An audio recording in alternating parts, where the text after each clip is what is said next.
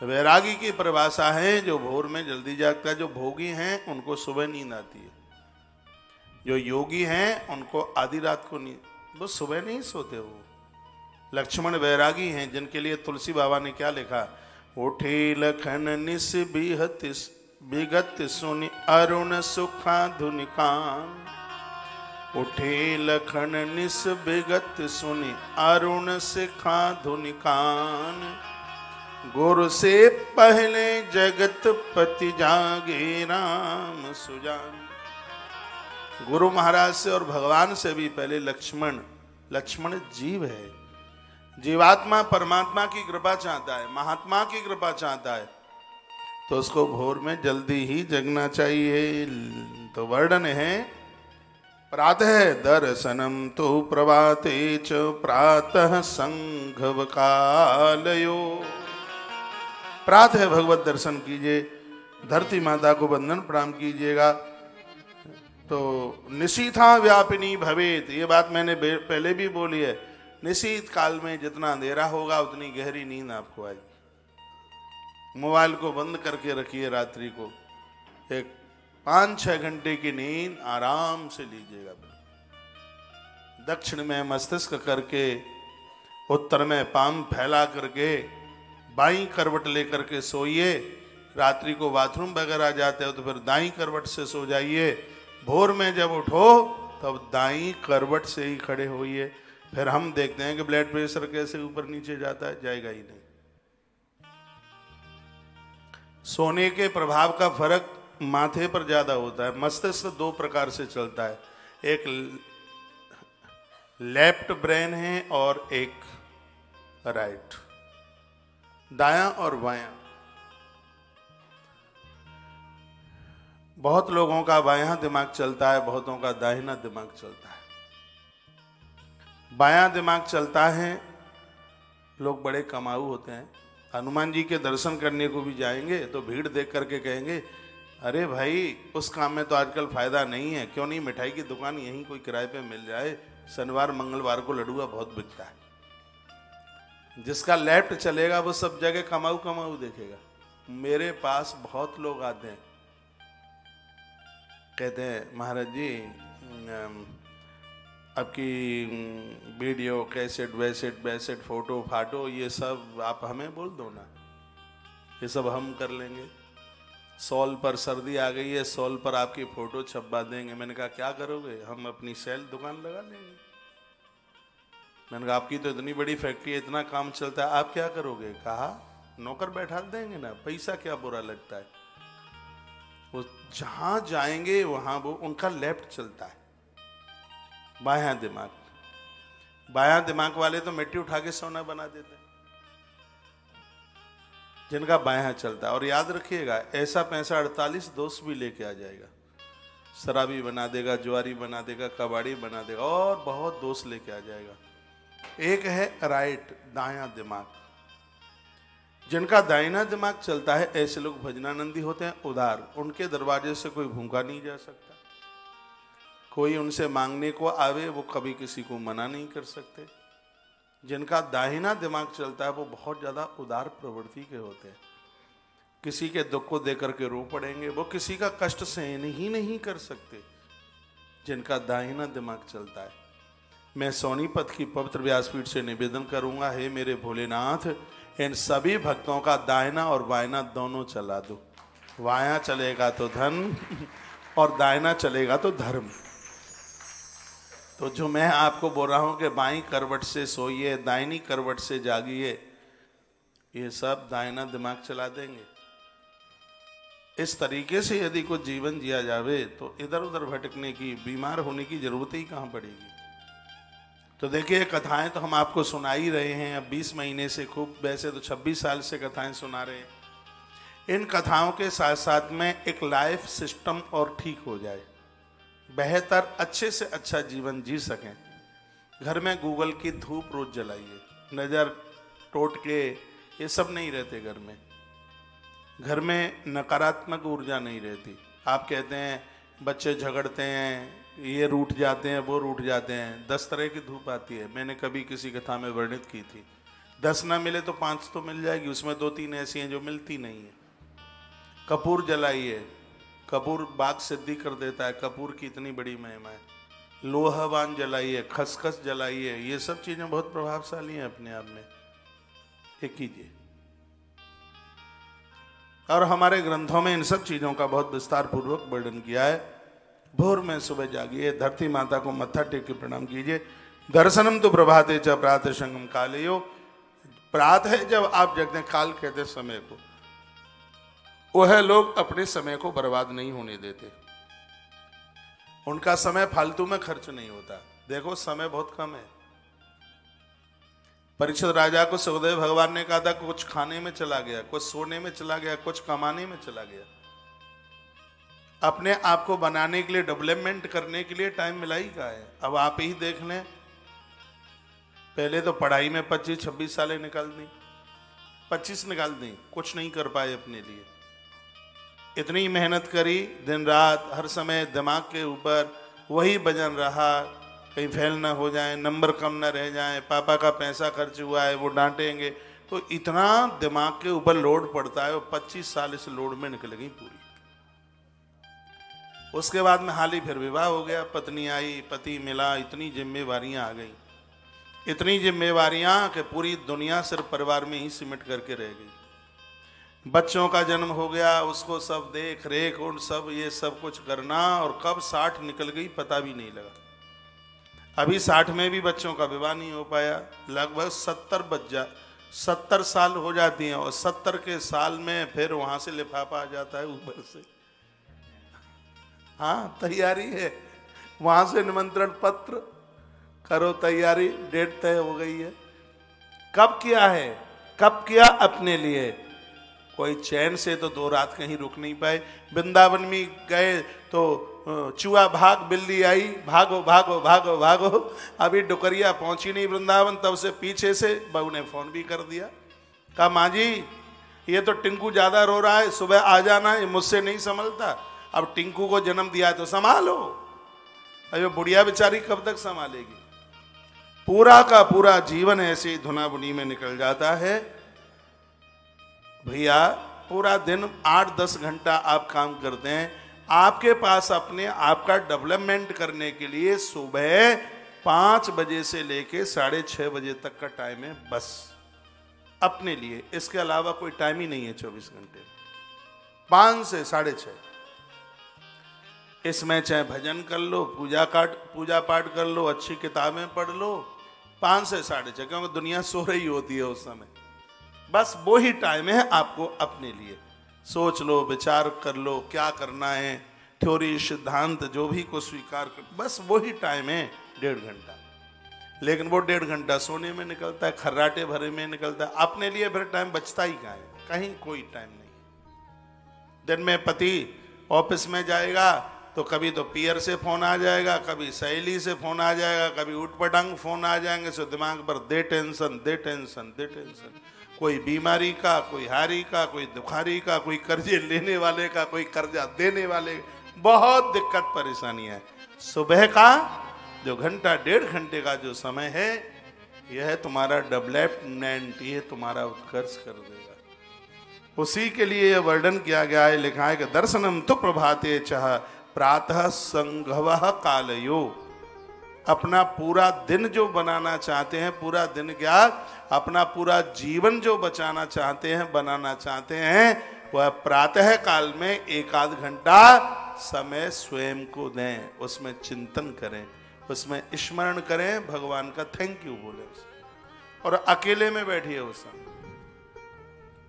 एकांत में बैठिए और अपने आप से कुछ चर्चाएं कीजिए, अपने मन का संगीत सुनिए, अंदर की आवाजें। शरीर पलटा खा गया, बिल्कुल ढल गया, हर रोज आदमी मौत को प्राप्त हो रहा है, हर क्षण, हर मिनट में फोटो खींचिए, हर मिनट में आदमी बूढ़ा हो रहा है, हर मिनट में अंतर पड़ रहा है। तो शिव तत्व वही है जो अपने कल्याण की बात सोचता है, वही शिव तत्व है। शिव तत्व वह है जो दूसरे के कल्याण के ही लिए आया है। शिव तत्व वह है जिसके अंदर परमार्थ है। शिव तत्व वह है जिसने देना सीखा है।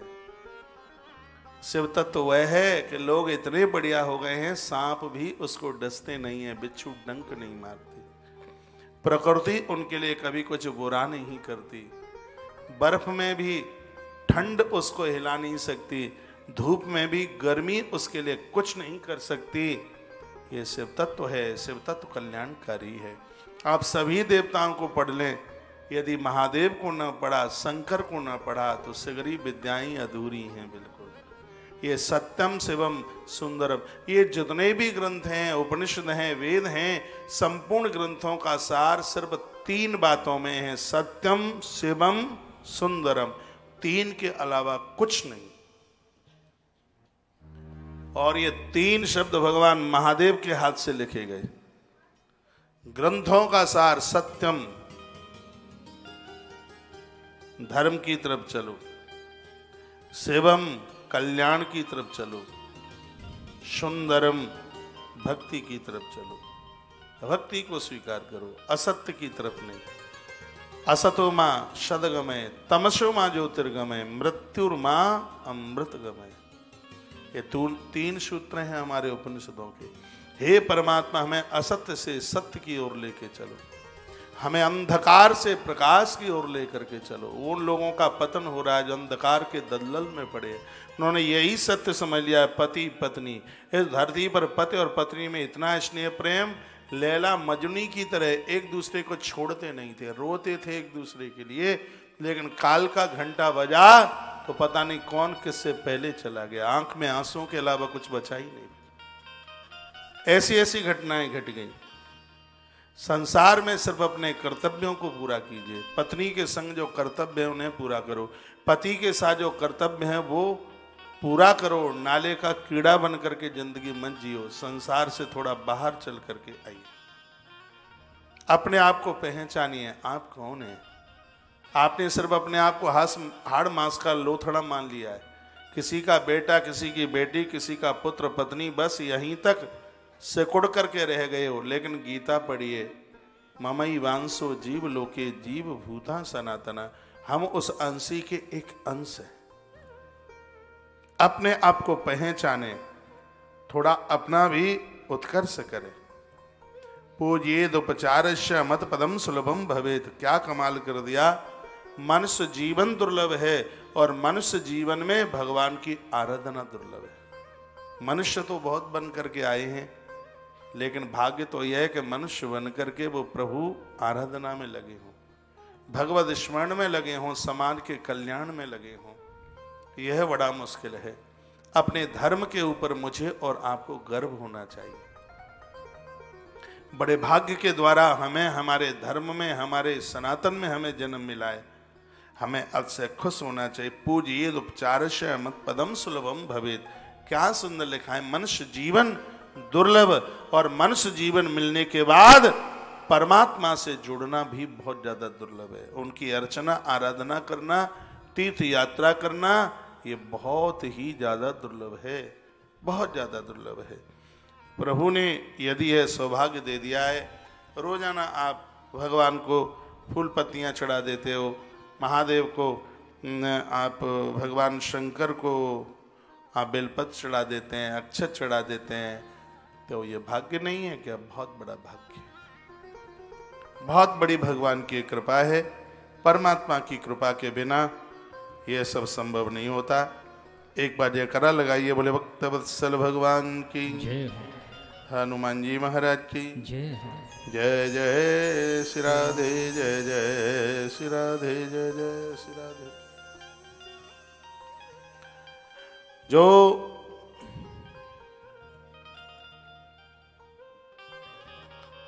पचास साल के नीचे के लोग हैं, चाहे स्त्री हो चाहे पुरुष,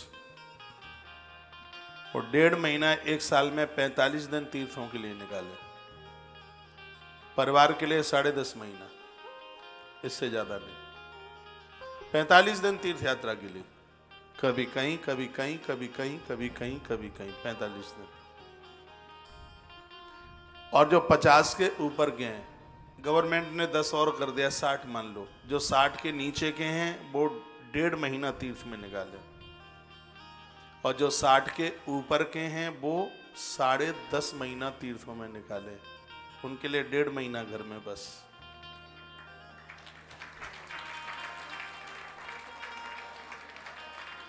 तालियां खुशी में बजी हैं। कल टिकट बनवा दें फिर सबकी। हाँ? इन पन्नों में ये बात लिखिए, 50 के बाद गणित का शब्द बदल जाता है। 51, घर में बहुत रह लिए, अब आजा बन, अब बन में। तो कलयुग में 10 साल और बढ़ा दिए हैं, 50 की 60 हो गई है, लेकिन 60 सो पाठा।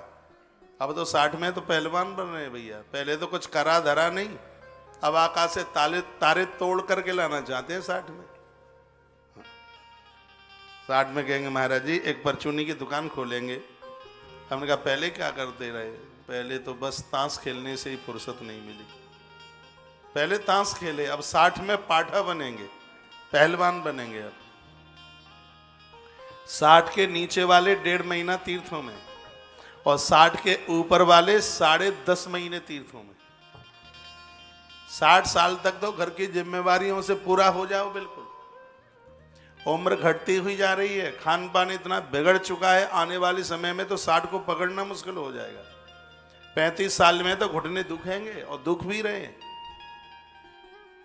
कल की बहनें कुछ समय पहले बिल्कुल छोटी थी, बटुलिया सी, घुटने पे हाथ रख के चलती। हमने कहा जी क्या हुआ है? हमारा जी बड़ी तकलीफ है, बहुत ज्यादा, बहुत दुख है, बहुत दर्द है। ऐसा सब गड़बड़ कर लिया है।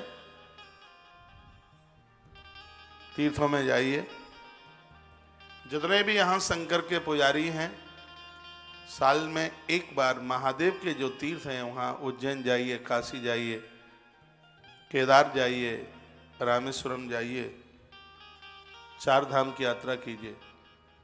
सतयुग का तीर्थ बद्रीनाथ है, त्रेता का युग रामेश्वरम है, द्वारका का युग द्वारकापुरी है, और कलयुग का जो तीर्थ है वह है श्री जगन्नाथपुरी है।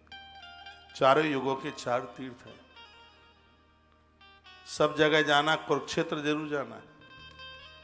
हाँ, जब वृंदावन की इतनी महिमा, अयोध्या की उतनी महिमा नहीं थी, सतयुग काल से कुरुक्षेत्र की बड़ी महिमा रही है। जैसे आज लोग वृंदावन की तरफ जाते हैं, पहले किसी काल में लोग कुरुक्षेत्र जाते थे। वो बड़ी पुण्यमयी भूमि है। जानकर अनजान कर कैसे भी व्यक्ति कुरुक्षेत्र में मौत को प्राप्त होता है, उसको मुक्ति मिलती है। इसी बात को तो सोच करके महाभारत का युद्ध कुरुक्षेत्र में हुआ था। पितामह भीष्म ने कृष्ण को कहा था, आखिर में तो हमने इस राजधानी का अन्न खाया है। दुर्योधन आखिर में तो सम्राट का बेटा है। अन्याय अपराध बहुत किए हैं, लेकिन हे केशव, हमारे पूर्वज हुए हैं कुरु, उनको इंद्र ने यह वरदान दिया है कि जो कुरुक्षेत्र की धरती पर मरेगा वह मुक्ति को प्राप्त होगा। धृतराष्ट्र के बच्चों ने बहुत अन्याय अपराध किया है, कुरुक्षेत्र की धरती पर इनकी मृत्यु होगी तो इनका भी कल्याण हो जाएगा। भगवान ने स्टंप लगाया था, युद्ध कुरुक्षेत्र की धरती पर होगा। ये ऐसा स्थान है। आपके हरियाणा में है कुरुक्षेत्र, तो हो सकता है उतनी वैल्यू आपके यहाँ ना हो। हम लोगों के यहाँ बड़ी महिमा है कुरुक्षेत्र की। कुरुक्षेत्र गीता को प्रकट कर देती है। कुरुक्षेत्र अन्याय और अपराधों के ऊपर अपनी विजय हासिल करती है, कुरुक्षेत्र की धरती। तो तीर्थ महिमा में भी भगवान शंकर का बड़ा योगदान है। ये मैं सब शिव तत्व यानी कल्याण कारक प्रयोजन। जीव का कल्याण कैसे हो सकता है? शिव का मतलब हमारा कल्याण कैसे हो सकता है, हम स्वयं का कैसे कल्याण कर सकते हैं, जो हमारे संपर्क में आवे उनका हम कल्याण कैसे कर सकते हैं, वही है शिव। शिव मीन्स कल्याण। सुंदरम भक्ति। सत्यम, अंधकार में न जीना, असत में न जीना, सत की तरफ चलना। अंधकार मोह से अलग हो जाना ही सत्य है। मोह, धृतराष्ट्र मोह को ही तो नहीं त्याग पाया। ये सब घर द्वार परिवार ये सब था, आप नहीं थे तब भी था। हम आप नहीं रहेंगे तब ये सब रहेगा। जो शाश्वत है उसको पहचानने की कोशिश करें। तीर्थे क्षेत्रे सदा कार्यम स्नान दान जपादिकम। कागज हो, तो कलम से एक चीज लिख लेना जो आपके बहुत ज्यादा काम में आएगी। तीर्थे क्षेत्रे सदा कार्य, भूल करके भी तीर्थ में जाओ और सुबह का सूर्य तीर्थ में निकला है, भले ही 104 डिग्री बुखार क्यों न हो, बिना नहाए मत रहना। वैसे तो तीर्थ में रह के कोई बीमार होता नहीं है, किसी को बुखार नहीं आता। तीर्थ की महिमा है, तीर्थ की महिमा। आप कहोगे वृंदावन में बीमार नहीं होते। हाँ, बीमार वो होंगे जो वृंदावन जैसे तीर्थ में रह करके भी 12 बजे जगते हों, ऊट पटांग खाते हों, वो बीमार होंगे। तीर्थ में समय से जगने वाला, समय से सोने वाला घर पर बीमार नहीं हो सकता, तो तीर्थ में कैसे हो जाएगा। तीर्थ में साधु जप कर रहे हैं और जप का ऐसा वाइब्रेशन उसके अंग को, उसके अंदर के सिस्टम को, सबको पावन कर रहा है, पवित्र कर रहा है। तीर्थ की महिमा है, तो बहुत बड़ी महिमा है। कितना सुंदर लिखा है, कितना बढ़िया लिखा है। तीर्थे क्षेत्रे, तीर्थ में जब आप जाएं तो सत कार्यम, असत काम मत करना, गलत काम ना करना कभी। और स्नानम, तीर्थ में बिना नहाए मत रहना। घर का 1000 बार स्नान और तीर्थ में एक बूंद सिर के ऊपर गिर जाए तो 1000 स्नान से बढ़ करके है। यदि वहां कोई नदी है, जलाशय है, सरोवर है, उसमें जरूर स्नान कीजिएगा। वर्णन क्या है, तीर्थ में भले ही थोड़ा करें, दान जरूर करें, भले ही 1 माला जपें, जप जरूर करें। लिखा है स्नान दान जपादिकम।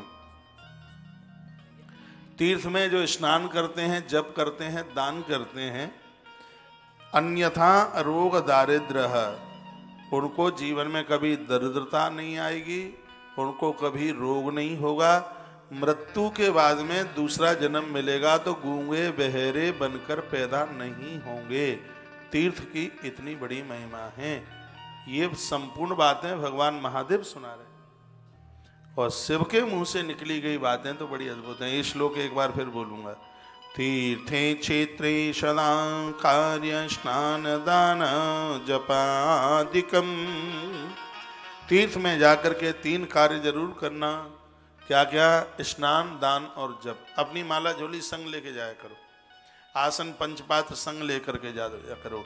ड्रेसें, कपड़े ले जाते हैं, 20 ड्रेस, पूजा पाठ का कोई सामान लेके नहीं जाते। चंदन की डिब्बी लेके जाओ, अपनी माला झोली लेकर के जाओ। यदि आपने गुरु बनाया हो, गुरु दीक्षाली हो, तो अच्छे गुरु के चेले तो तभी हो। अपना आसन रखो, अपना पंचपात्र रखो, तिलक रोली चंदन लगाने की डिब्बी रखो, जपने की माला रखो, कंठ में तुलसी और रुद्राक्ष पहनो, पता लगे कि तुम सनातनी हो, धर्मावलंबी हो, भजनानंदी हो।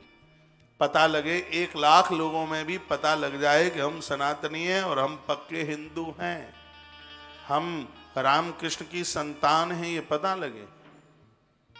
आज मालूम ही नहीं पड़ता है बिल्कुल भी। अपनी पहचान बनाइए, परिपक्व सनातनी बनिए।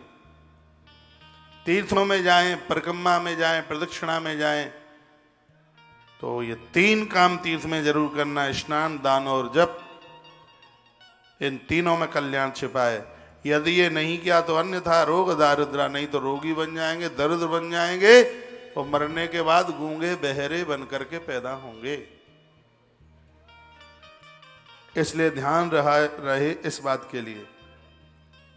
क्षेत्रे पापस्य करणम, क्षेत्र में किया गया जो पाप है वो तीर्थ में जाके कट जाता है। अपने गांव मोहल्ले में, अपने क्षेत्र में, जिले तहसील में यदि कोई पाप हुआ है तो वह तीर्थ में जाके समाप्त हो जाता है। तीर्थ यात्रा इसलिए की जाती है। लेकिन तीर्थ में किया गया जो पाप है वो वज्र हो जाता है, वो कहीं कटने से नहीं कटता। इसलिए तीर्थ में जाकर के, तीर्थ में रहे ये कोई बड़ी बात नहीं है। तीर्थ में जाकर के अपराध ना करे, ये बहुत बड़ी बात है, बहुत बड़ी बात है। तीर्थों में वही जाकर के बसेरा करे, हमेशा हमेशा के लिए जो भजन कर सके, चुगली बुगली छोड़ सके। नहीं तो लोग तीर्थ में भजन कम करते हैं, दुनियादारी की बातें ज्यादा करेंगे। हमारे 4 फ्लैट थे बिल्कुल एकदम, और चुटकी में यूं छोड़ करके चले आए बिल्कुल। बेटा कमाता था 3 लाख रुपया, 1 मिनट में सब ऐसी बहुत डोकरियां तुलसी वन आश्रम में, वो सुबह से लेके शाम तक ऐसी बात करती रहती। हमारा तो एक लला दुबई में रहे, एक भटिंडा में रहे, एक बंगलोर में रहे। हमारी तो 1 महीना की कमाई 9.5 लाख रुपया। हमारे पास काय चीज की कमी है, बस हम तो ऐसे ही चले आए। बहुओं के ऊपर तो मेरा ऐसा रौब चलता है कि एक डांट लगा दूं ना तो मूर्छित होकर के गिर जाए नीचे।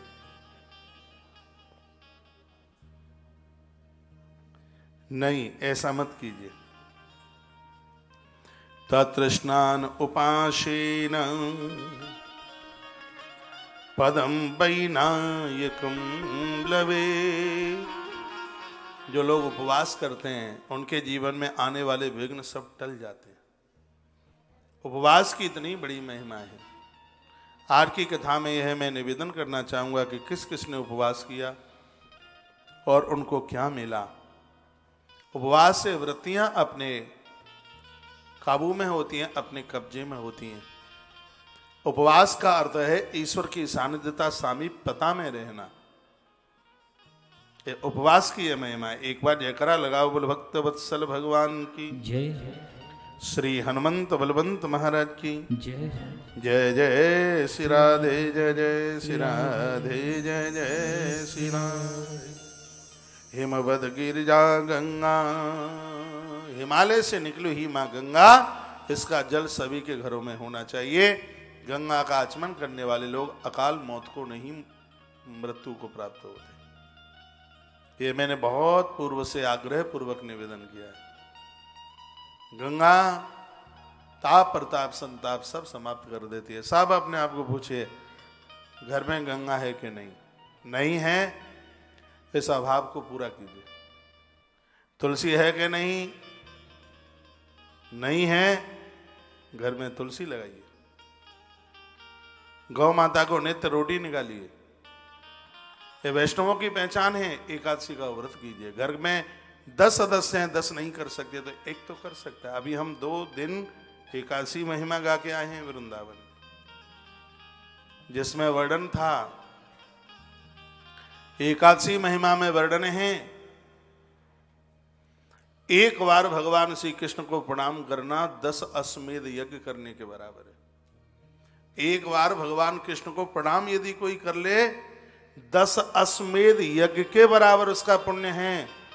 और कोई 1 करोड़ बार श्री कृष्ण का नाम ले ले, एक एकादशी के करने के बराबर। एकादशी की इतनी बड़ी, एक एकादशी का फल 1 करोड़ कृष्ण नाम के जप के बराबर। तो कितनी महिमा हो गई है 11 की। अभी हम बोल के आए, इसलिए बात को रिपीट नहीं कर रहा हूं।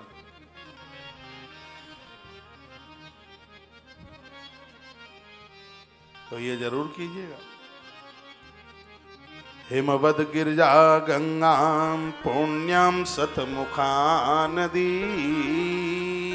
गंगा मैया के 100 मुख हैं और बहुत पुण्य देने वाली है गंगा।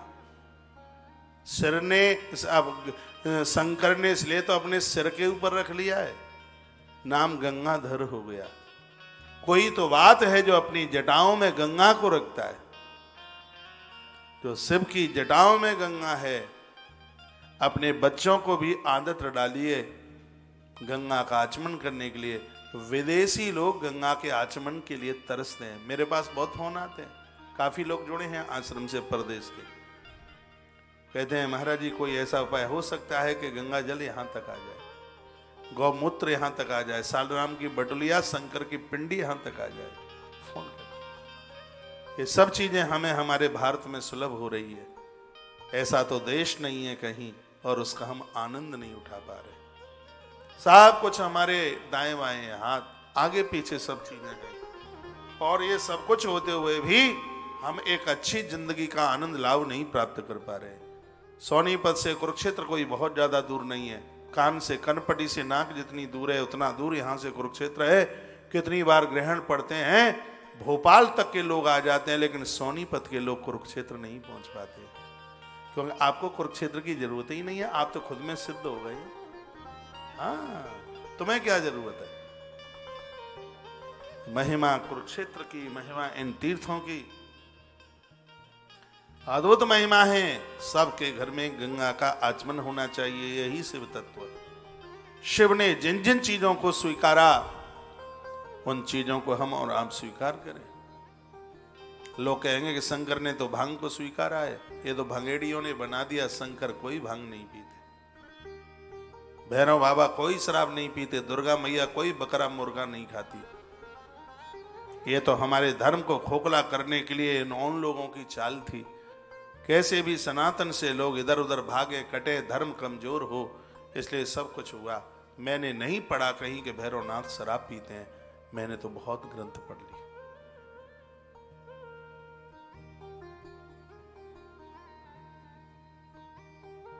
अब वो पीते हैं तो पीते हैं, हम न पिए तो ही ठीक है। वैसे तो वो पीते नहीं है, कोई कहे कि नहीं पीते हैं तो वो पीते हैं, हम नहीं पीते, हम नहीं पिए। जो चीजें देवताओं को चलती नहीं हैं उन चीजों को कभी स्वीकार मत करो। सतमुखा नदी, 100 मुख वाली गंगा जो जगत कल्याण में लगी हुई है। गंगा के बिना घर मरघट है, शमशान घाट है। इसलिए हर घर में गंगा का वास होना चाहिए, तुलसी होनी चाहिए हर घर में, एकादशी का व्रत होना चाहिए। तो वर्णन किया गया। बोलो भक्त वत्सल भगवान की।